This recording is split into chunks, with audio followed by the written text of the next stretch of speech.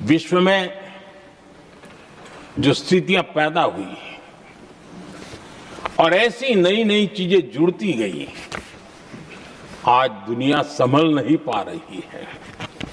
ऐसे में साफ साफ नजर आ रहा है कि दुनिया एक नए ग्लोबल ऑर्डर की तरफ, नए वर्ल्ड ऑर्डर की तरफ आगे बढ़ रहा है। सेकंड वर्ल्ड वॉर के बाद एक वर्ल्ड ऑर्डर बना था, अब एक नए वर्ल्ड ऑर्डर की तरफ विश्व बहुत तेजी से आगे बढ़ रहा है। और सबसे बड़ी खुशी की बात है, सारी घटनाओं का और राजनीतिक तरीके से निष्पक्ष भाव से विश्लेषण करेंगे तो झुकाव भारत की तरफ है।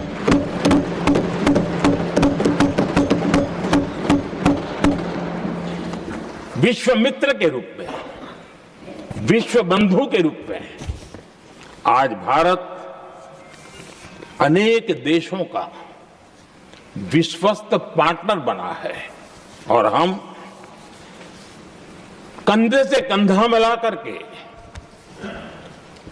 विश्व कल्याण की दिशा में भी अपनी उचित भूमिका निभा रहे हैं, अपने सामर्थ्य से सहाय भी कर रहे हैं। आदरणीय सभापति जी, आज पूरा विश्व ग्लोबल साउथ की चर्चा करता है, लेकिन उस चर्चा के सूत्रधार के रूप में आज भारत वैश्विक मंचों पर ग्लोबल साउथ की बुलंद आवाज बन गया है।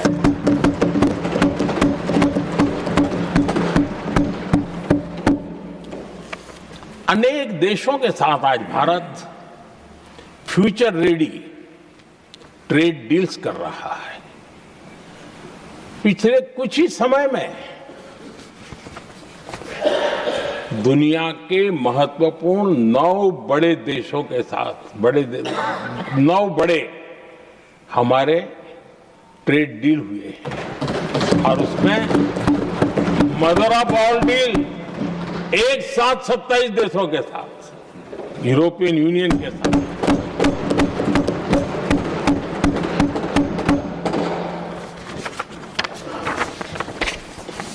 जो लोग थक गए,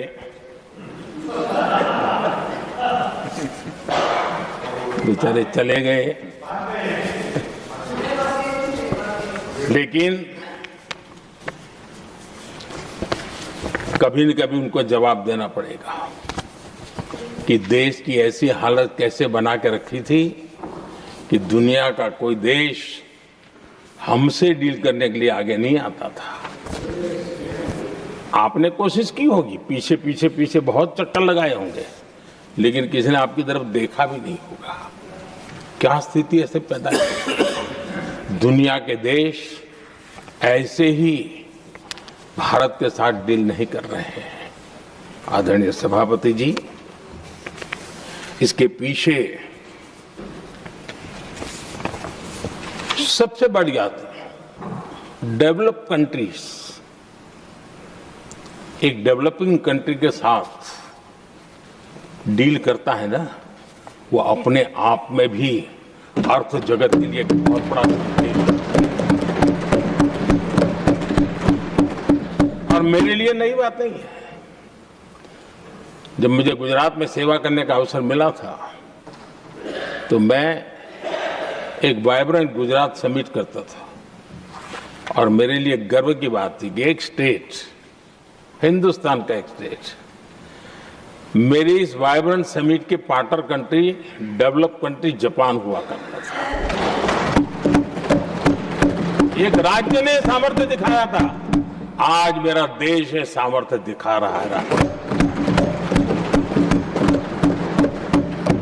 ये तब होता है जब आपके पास आर्थिक सामर्थ्य हो, आपके पास आपके नागरिकों के अंदर, देशवासियों में एक ऊर्जा हो, और खास करके मैन्युफैक्चरिंग के लिए एक मजबूत इकोसिस्टम हो, तब जाकर के विश्व आपके साथ डील करने के लिए आगे आता है।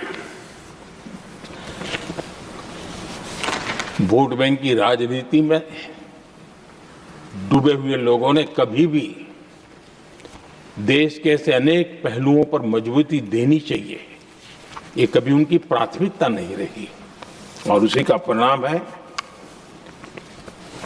और जहां तक कांग्रेस पार्टी का सवाल है, मैं साफ साफ कहना चाहता हूं और मेरे शब्दों पे भरोसा नहीं है तो मैं देश को लोगों को कहूं, कुछ मत करो, सिर्फ लाल किले से कांग्रेस के प्रधानमंत्रियों के जो भाषण है, सिर्फ उन भाषणों का एनालिसिस कर लो, आपको साफ साफ लगेगा कि न उनके पास कोई सोच थी, न उनके पास कोई विजन था और न ही कोई इच्छा शक्ति थी। और इसका परिणाम है कि देश को इतना भुगतना पड़ा। आदरणीय सभापति जी, मैं कोटि कोटि देशवासियों का आभारी हूं। उन्होंने सेवा करने का अवसर दिया। हमारी काफी शक्ति उनकी गलतियों को ठीक करने में जा रही है। दुनिया के मन में जो उनके समय की छवि है, उस छवि को धोने में मेरी ताकत लगती है।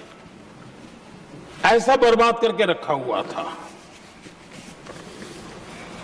और इस काम के लिए हमने फ्यूचर रेडी पॉलिसीज पर बल दिया है। और आज आपने देखा होगा, देश नीति के आधार पर चल रहा है, पॉलिसीज के आधार पर चल रहा है। एडोकिज्म को हमने त्याग कर दिया है और उसके कारण विश्व का विश्वास बनता है। हमने रिफॉर्म, परफॉर्म, ट्रांसफॉर्म के मंत्र को लेकर के आगे बढ़े और आज स्थिति ऐसी है कि देश रिफॉर्म एक्सप्रेस पर सवार हो चुका है।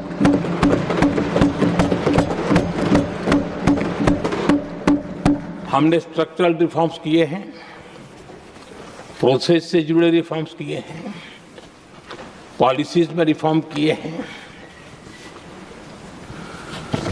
हमारा मैन्युफैक्चरिंग सेक्टर, हमारे उद्यमी ये सशक्त हो, भारत की हर चीज का वैल्यू एडिशन हो, उस दिशा में हमने प्रयास किया है। और मैं आज विश्वास के साथ कह सकता हूं, आज भारत विश्व के साथ स्पर्धा करने के लिए पूरी तरह तैयार है।